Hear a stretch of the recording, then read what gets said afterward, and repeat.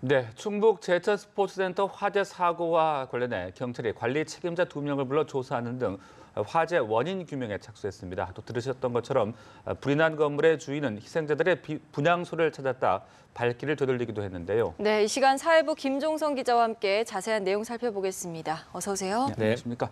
자, 먼저 경찰이 사건 관련 경위를 조사하기 위해서 스포츠센터 관계자를 소환했다고요? 네, 맞습니다. 이 사고 조사가 본격화하는 그런 모습이 현재 나오고 있습니다. 이 경찰이 스포츠센터 관리자 2명을 불러다가 조사를 했다라고 합니다. 이 사고 경위 그리고 또 여러 가지 시설에 대한 이 조사를 한 것으로 현재 알려져 있는데 1층 천장에서 불길이 시작됐다라는 이야기가 있기 때문에 이 1층 작업 환경 그리고 또 이 화재 사고와 어떤 연관성이 있는지 이 부분을 좀 들여다볼 계획이라고 하고요. 네. 스프링클러 미작동 그리고 안전 소홀 여부도 좀 함께 살펴볼 예정이라고 합니다. 일단 이 작업을 한 관계자들은 경찰 조사에서 이 얼음을 깨는 작업을 했다라고 합니다. 뭐 불꽃이 튀는 용접 작업은 하지 않았다.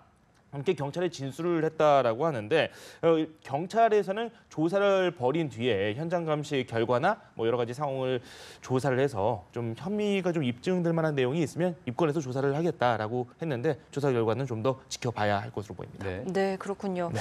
불이 난 건물의 건물주가 합동 분향소를 찾았다가 그냥 돌아갔다고 하는데 이건 어떤 얘기입니까? 네, 저희가 그 기자 연결 그리고 리포트를 통해서도 살펴봤지만 이분은 사람의 도리를 다 해보겠다라는 뜻을 밝히면서 분향소를 찾았다라고 합니다. 당초에는 경찰이 병원에 찾아서 좀 대면 조사를 할 계획에 있었다라고 하는데 이 대면 조사가 실제로 이루어지지는 않았고 먼저 분향소를 찾아서 인사를 드리고 난 후에 조사를 받겠다라고 이야기를 했다고 하고요. 오늘도 마찬가지로 지금 화면을 보시면은 앰뷸런스를 타고 현장을 찾았는데 실제로 찾지는 못했습니다. 경찰에 만류가 좀 있기도 했고 유족 일부의 반대가 있었다라고 하는데 조문은 못했고요. 네. 구급차에서 일단 유가족의 조문 의사를 확인을 했다라고 합니다. 중재자 역할은 경찰이 했고요. 경찰이 그래서 지금 화면상에도 보이시겠지만은 몇 명이 좀 둘러싸는 모습도 볼 수가 있었습니다.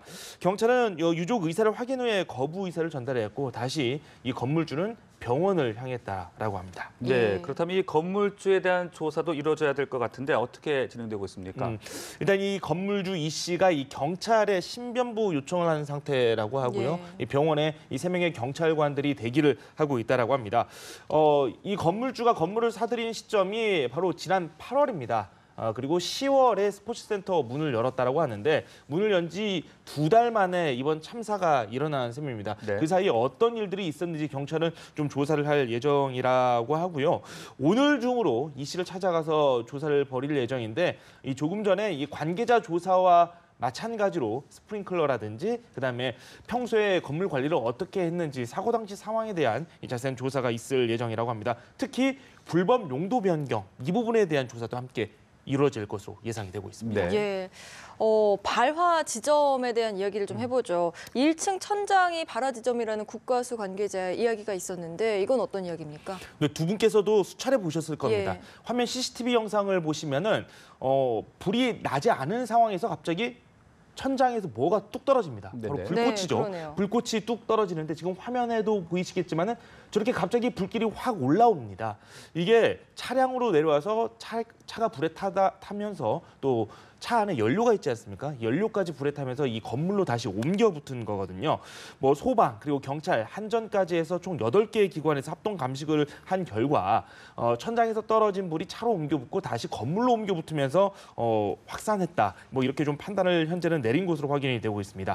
발화원 주변을 포함해서 합동 감식팀이 여러 군데를 좀 확인하는 것으로 현재 알려져 있고요. 추후에는 이 자동차들 화면에 보이는 이 자동차들을 모두 다 크레인을 동원해서 밖으로 꺼낼 예정이라고 합니다.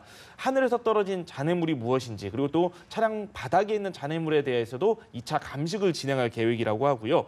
그리고 CCTV가 이번 화인을 밝히는데 어느 정도 역할을 할 것이다라는 그런 분석 분명히 있고 믿을 수 있는 게 바로 이 CCTV밖에 없거든요. 현장에 있던 목격자 진술도 좀 있긴 하지만 좀 더 명확한 객관적인 진술을 확보하기 위해서는 CCTV 영상이 필요한데 현장에 설치되어 있던 CCTV 같은 경우는 8대 모두 하드디스크가 불에 녹아서 복원이 좀 네. 불가능하다라는 현재 확인이 나왔고요. 그리고 차량 블랙박스 역시 일부 차량 뭐 4대에 대해서 조사를 했다라는 이야기가 있는데 이 CCTV 블랙박스 영상 역시 화질이 좀 좋지 않아서 확인을 하기가 좀 어렵다라고 하고 나머지 2대의 블랙박스 영상 같은 경우는 오늘 오후 늦게까지 좀 분석 작업이 이루어질 것으로 현재 보이고 있습니다. 네. 그렇군요.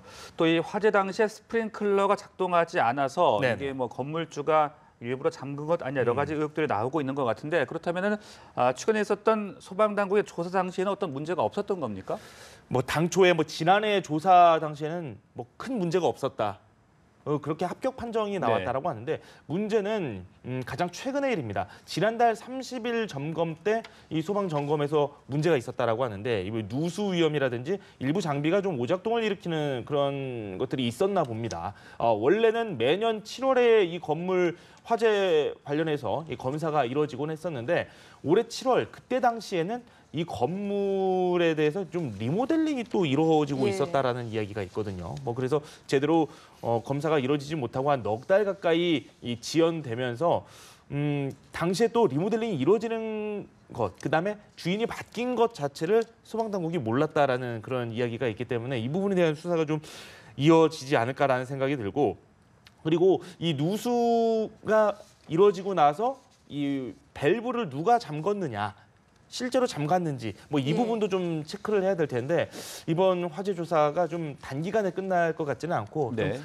여러 조사가 좀 이루어지면서 좀 심도 깊은 좀 조사가 이루어져야 되지 않을까라는 그런 판단도 서는 상황입니다. 예, 앞으로 조금 더 지켜봐야겠네요. 예, 예. 또 건물 구조, 외장재가 이 화를 더 키웠다는 이야기도 있던데요. 네, 가연성 외장재들이 사용됐다라는 이야기를 많이 합니다. 스티로폼이 불에 잘 타는 성격을 가지고 있고 이 외장재가 콘크리트 바깥에 스티로폼을 대고 그 바깥에 또 뭐 알루미늄이면 알루미늄 아니면 시멘트면 시멘트 재질의 이 외장재를 또 덧대는 그런 형태인데 이 안에 있는 스티로폼이 불에 타고 그리고 이 스티로폼과 시멘트 사이에 공간이 약간 떠 있기 때문에 이때 공기가 들어가게 되면은 유해가스라든지 이런 게 또 같이 유입이 되는 그런 효과를 일으키기도 합니다. 예. 아무래도 좀 불에 많이 타면서 굴뚝 효과를 일으키게 된다. 뭐 이렇게 보시면 될 것 같습니다.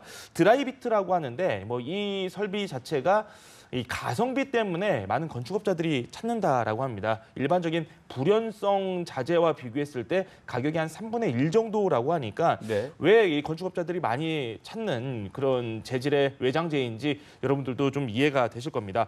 그리고 필로티 구조 역시 좀 문제가 되기도 했습니다. 저희가 포항 지진 당시에 저도 네. 현장에 내려가기도 했었는데 필로티 구조물들이 상당히 취약한 모습을 많이 보였었거든요. 이게 지진뿐만 아니라 화재에도 취약한 그런 모습이었는데 이미 필로티 구조물들이 상당히 많이 있습니다. 실제로 제가 살고 있는 아파트 역시 좀 필로티 구조물로 예. 좀 지어져 있는데요. 네네. 기존에 만들어진 필로티 구조물들은 어떻게 할 수 없는 게 사실이거든요. 그렇다면은 화재를 막고 뭐 화재가 좀 확산하는 것을 막기 위한 이 대안들이 좀 제시가 돼야 되는데 정부가 이 부분에 대해서도 또 어떤 대책을 꺼내들지도 좀 앞으로 지켜봐야 될 필요가 있어 보입니다. 네. 네. 그리고 이 화재 진압 당시에 좀 지연이 됐던 것이 네. 바로 이 불법 주차된 차들이 때문이었다 이런 이야기가 나오고 있지 않습니까? 그 부분 좀 지적을 해야 될 것 같은데요. 네, 이 당시에 저희가 그 소방관들의 모습도 많이 조명을 했었는데 불길에서 사람들을 구하고자 많은 노력들을 했습니다. 소방관들이. 네. 그럼에도 불구하고